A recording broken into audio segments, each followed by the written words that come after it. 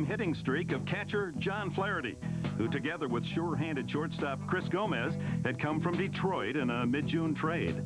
They fit right into the lineup and solidified the defense up the middle, immediately feeling at home in San Diego. At the All-Star break, the Padres were ready for a 3-day rest, but right where they wanted to be, atop the National League West standings.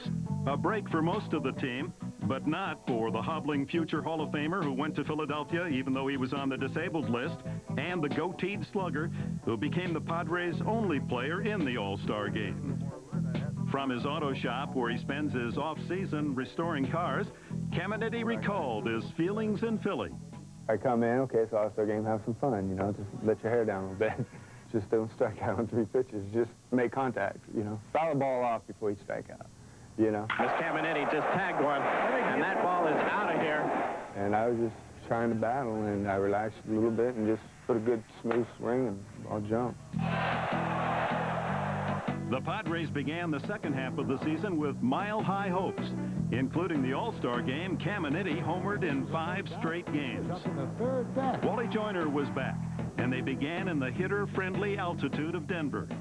That series turned rocky, however, and Colorado peaked and won 3 torturous games. The Padres had to regroup again. They got it together at Dodger Stadium in Los Angeles, where they would have many memorable games in 1996. Back home, the Padres got revenge against the Rockies at sea level. Meanwhile, the Murph was packed to the view level with the biggest crowds in Padres history. This club struck a chord with its hustling, inspired play and a heart that was manifest on the field and in increased interaction with fans. The Padres burst into September in their first ever red-hot pennant race.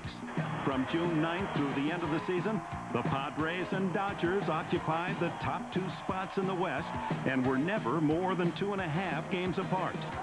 Throughout this scintillating September, new heroes emerged every day. The pitch on the way to Vaughn. Hard drive left field, there it is! It's on its way! The Padres go ahead! 6-5, oh, Doctor! He's going to get a fastball. Drive to right field. Did he get it? He got it! Finley runs homer. The Padres have won!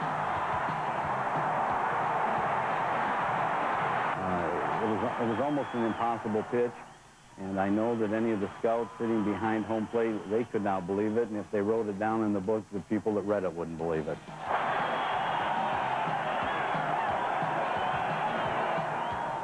Here's a 3-1 delivery. Gomez watches, waits, a drive left center field. Could it drop? Will it drop? It does drop. Here comes Vaughn. Here's the race. The Padres win it. Oh, Doctor! They did it again. On a Saturday afternoon, Jody Reed was the hero du jour. Smith throws, swing, and there's a blooper into right field. That's going to drop in for a base hit. Here comes Vaughn to the plate. The throw to the plate. He scores and the Padres win.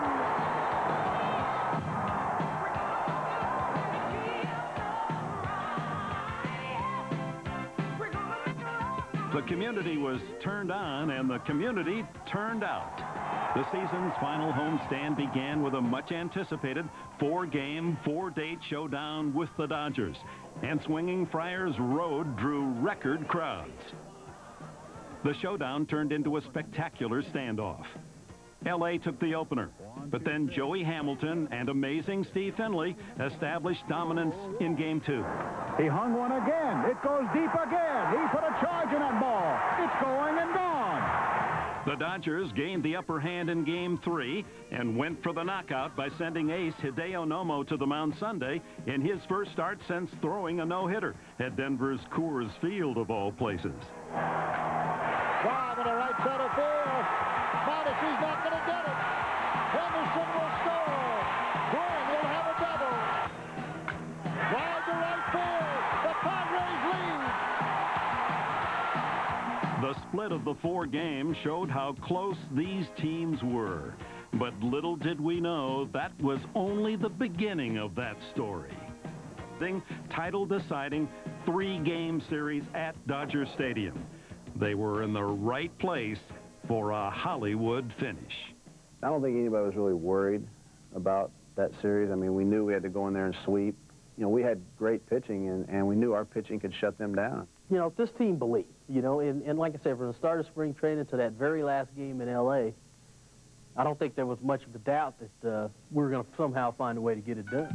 It come easily for this Padres club, and the opening game was no exception. The Padres were down 2-1 after 6. Their hero, the league MVP, batted in the 8th. 2-2 to Caminiti. Curveball and a high drive into deep center. Back goes Curtis. It is gone. Caminiti hits his 40th to tie up the game, and it looked like a big, slow curveball. In the 10th, the hero batted again. The 3-0 pitch coming up, swung on and hit down the left field line. That's going to be trouble, bouncing on the grass, hitting off the box seats.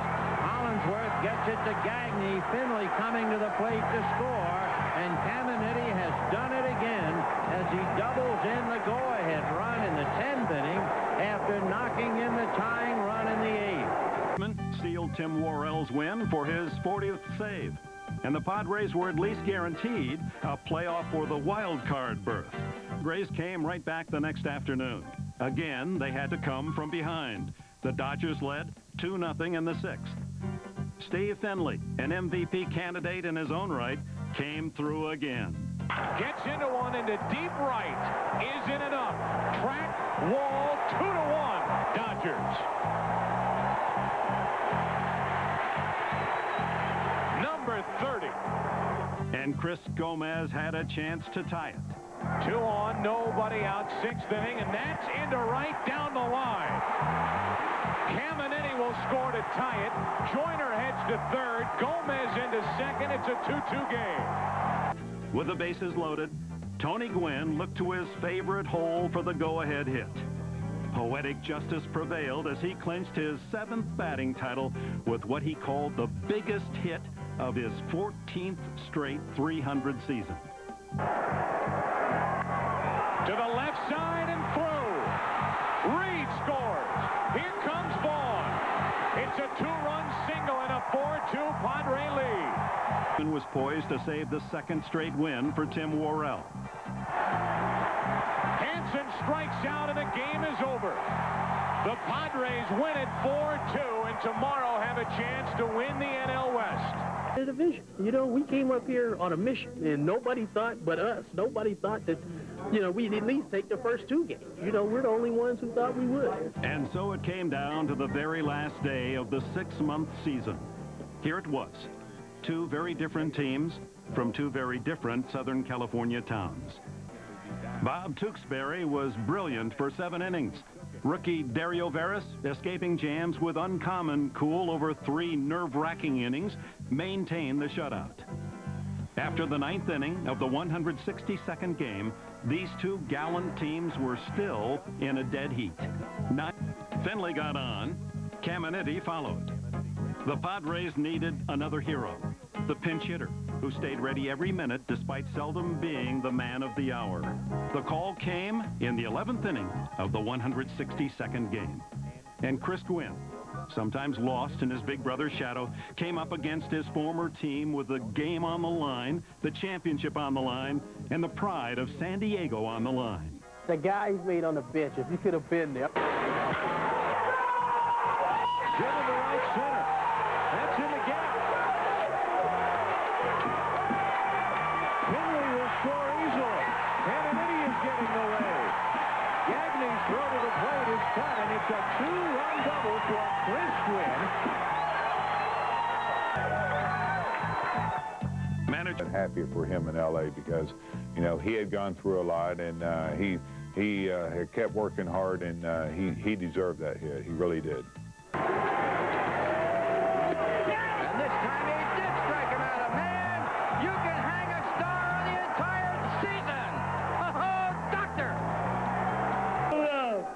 That's what it's about, you know. A group of guys with a lot of chemistry and just coming through and for the main cause. This is reaping the benefits right here. Fans delighting in the championship, sent the club off to St. Louis to play the Central Division champions.